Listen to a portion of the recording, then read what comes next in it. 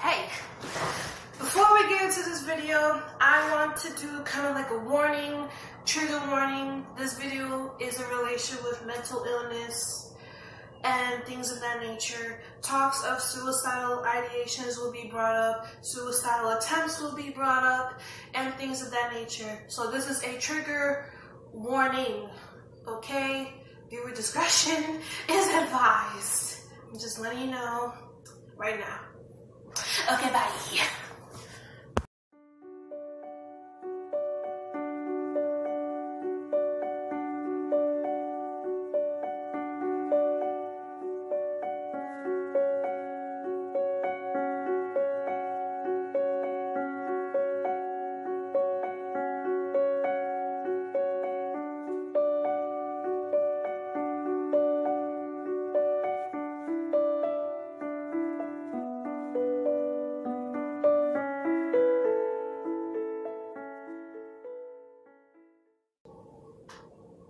I'm back.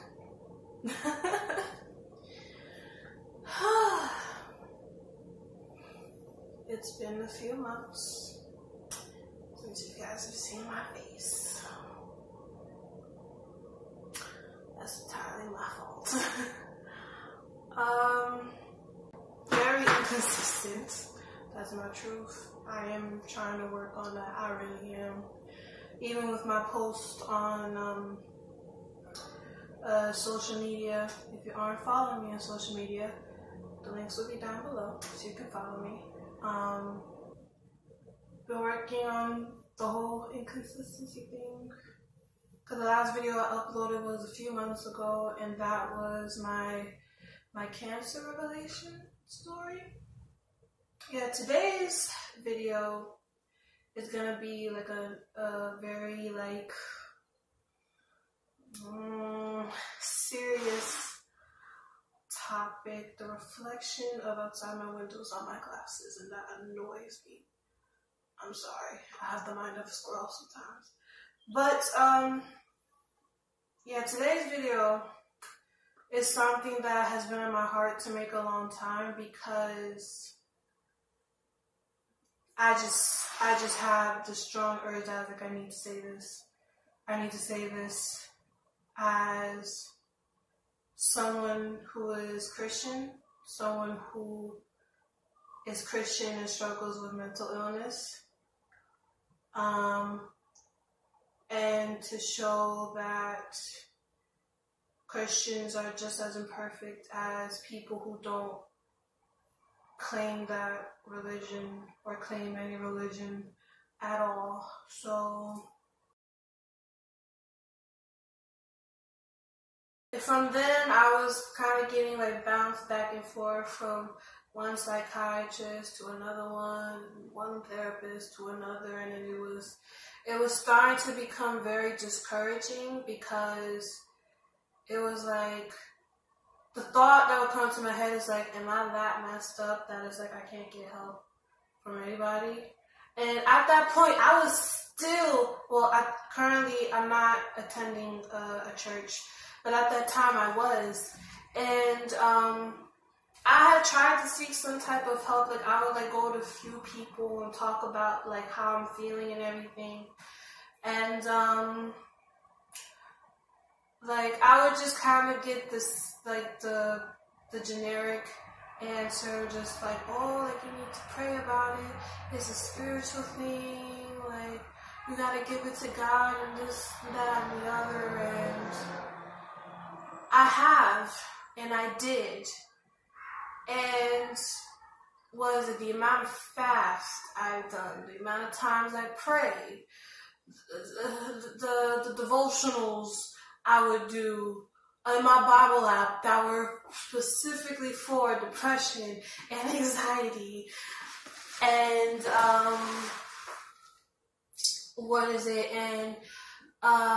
like going up to the altar calls when they would call for people who were feeling depressed and suicidal and anxious and lonely and all the things like that. And I was a worship leader at the time too. So I was on the pulpit in front of a congregation still dealing with these feelings, and it made me feel so like, oh my God, like there's something really wrong with me. And I just connected it to the spiritual. I never at all connected it to it actually being a mental illness until I checked myself into the hospital and they did a scan on me and everything. And they showed me that it's like you have a chemical imbalance in your brain. And when I saw that, when it told me that, it was like just this weight was lifted off my shoulders. It was like, oh, so I'm not demonized. Like, I'm, like, yeah, like, I'm not demonized or whatever. Like, I don't have, like, a demon inside of me. Like, I'm not, like a spiritually troubled person. Like, I have a mental illness. Like, there's something, like, medically wrong with me. That's why I'm like this. So yeah, and then with that, like, of course, like me having my therapist now, me taking medication now, I still strongly believe in God and believe that what this is, this depression, anxiety, that I don't know how long it'll last. But I know it's not going to last forever. There's some days where it feels like it, but I know that this is just some kind of temporary situation to where God is going to use me for something with this. Whether it be through me making videos like this or with my Instagram pages, that I'm gonna be okay. And there's times where, trust me, I've had some bad days where I've had a few panic attacks here and there, and those are not pretty. For those that do not know what panic attacks are, is literally the same feelings as like anyone could tell you, even a medical expert could tell you, like it feels like you're having a heart attack. It's literally what it feels like. It's the worst feeling ever. That for me, I start shaking, I breathe heavily, my chest gets tight, I start crying, like, whew, it's bad. It's just really bad. And I think the only person that has seen me have a panic attack is my boyfriend. And see me in person like only like 1 or 2 times, and then most of the time it's been over the phone because it would be in the middle of the night and I would call him because I needed some type of comfort. And of course I would try to pray about it first before calling him. Like I would like have some like worship music going on, or I would try to pray, or not even pray, but just like talk to God, like try to talk to God through that moment that I'm going through, which is a very scary, surreal moment. This is just a moment. This is just like I don't even know what to call it. I don't even want to call it a season because I don't want to call it a season either. This is just something that I'm going through now and that I'm dealing with now, that with the help of God and with the help of doctors and medication, because there's a reason that God created doctors to be on this earth. There's a reason for that. And me having a therapist as a Christian doesn't automatically mean that I don't believe in the power of God. I believe in the power of God 100%. But me dealing with this now, like, God would want me to take care of my mental health. Like, God would want me to be okay in all areas, physically, emotionally, spiritually, all the levels. Like, He would want me to take care of myself, and that's what I'm doing.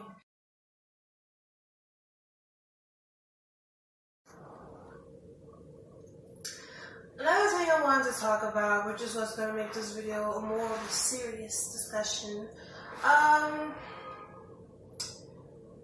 is I relapsed. Now, the term relapse is for a person who goes back into a behavior such as like alcohol, drugs, sex, self-harm, anything of that nature.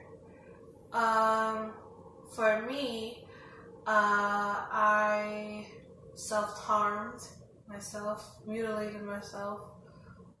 This was in December. Sorry. This was in December that it happened. I want to show pictures and then I don't. Because I think that would be too much. But the scars are pretty much healed. I mean, I could show you my scars now, if you can see them.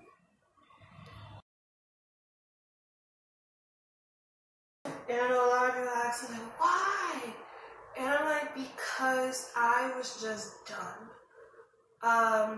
Also, to kind of make this an update, on December 14th of 2018, obviously, because 2019 just started, I was re-diagnosed with my cancer, acute leukemia. It came back. I got re-diagnosed with it December 14th, 2018. Literally weeks before Christmas. And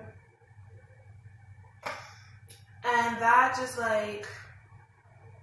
kind of wrecked me. It destroyed me spiritually, emotionally, mentally. I was so angry at God and at myself. I was angry at God because the main thought was just, why would you make me go through the same thing twice? I barely made it through the first time. Barely made it through. Physically wise. And then I blamed myself because I was mad at myself because I'm like, what could I have possibly done this time? Like, I've been keeping up spiritually, I've been good. Like, for me, with my relationship with God, I've been good. Like, why the hell does this decide to happen now? Like, in my life now? Like, I was just very overwhelmed and I was just done with everything.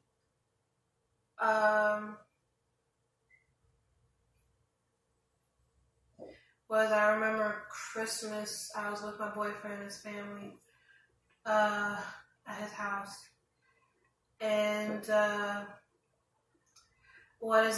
enjoyed it somewhat, but then I couldn't fully enjoy it because, by that time, I had already started oral chemotherapy, which is chemotherapy in the form of a pill, which still has the same effects of chemotherapy with the needle in your arm and you're sitting in a chair.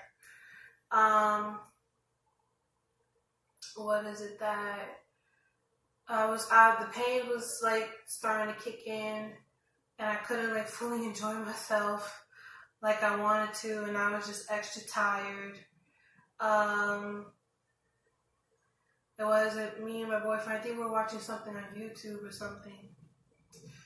And then we started talking about something.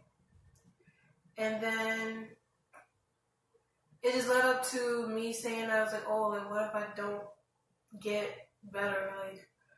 What if my body, this cancer doesn't get better? What if my depression, anxiety doesn't get better? What if my, financial situation doesn't get better because I don't have a job, and at this point I can't really work because I have this freaking illness that could basically count as a disability against me, which sucks, but it's ugh.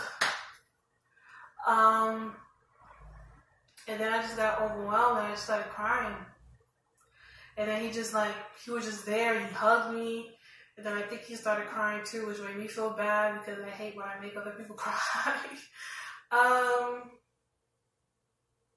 Yeah, and then like a little while after that, it was sometime in January that I had the moment that I had a breakdown, and I just kind of blacked out to where in the middle of me like actually cutting myself, I didn't realize what I was doing until after, and I was like, oh my god. Oh no. I was like, oh no. And I remember crying and just falling on my knees and just being like, God, like I don't even know what to do at this point. Like, cause I've tried everything, like to the point where I would just pray about it and just be like, God, like let your will be done. Like just do what you need to do. And then it led to this point. And I was very upset with myself. And then I was scared because I knew for something like this that if like the people in the building that I live in, if they was to find out that I was like, I did this to myself, they would want me to go back to the hospital again. And I swore on my life that I would never go back to the psych ward again. And I was so scared. And the messed up thing of the main reason why I was scared to go back is because of what other people would think. And I'm going to tell you why.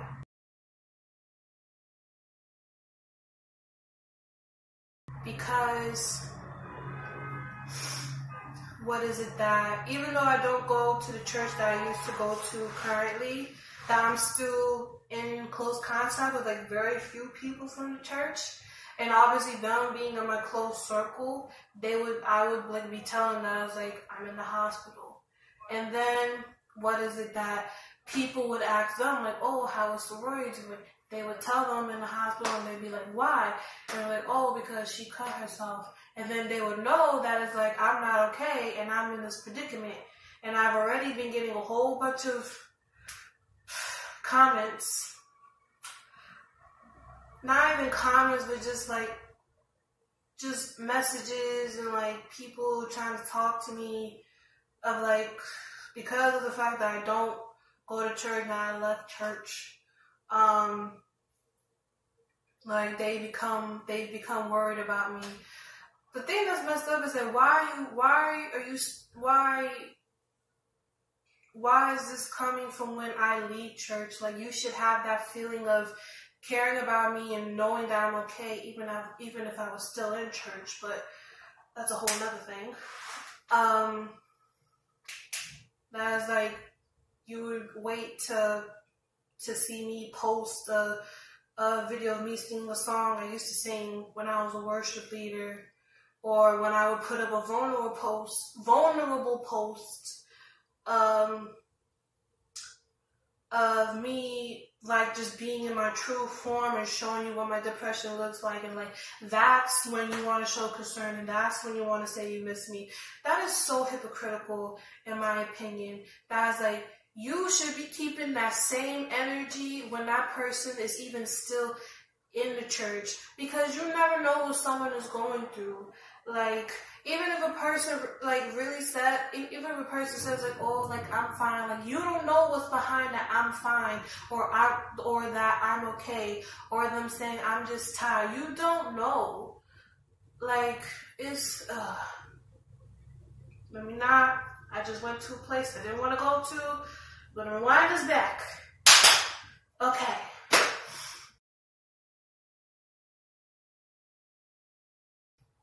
But yeah, I'm good now. Well, I'm starting to get good now. Emotionally, like it takes time with things like this. I didn't end up going to the hospital. I just kind of sat and meditated with God on it.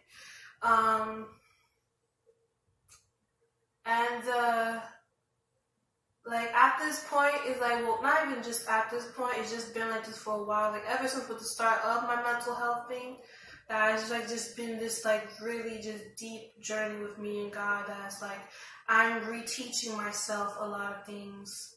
Like I'm reteaching myself of like of my view of God and his view of me as his daughter, as his like precious loved one. Reteaching like of how I think of myself, how I treat myself, how I act, my mannerisms, how I speak about myself, and things like that. And it has not been easy. It has not been easy. It hasn't, but I know that it will be.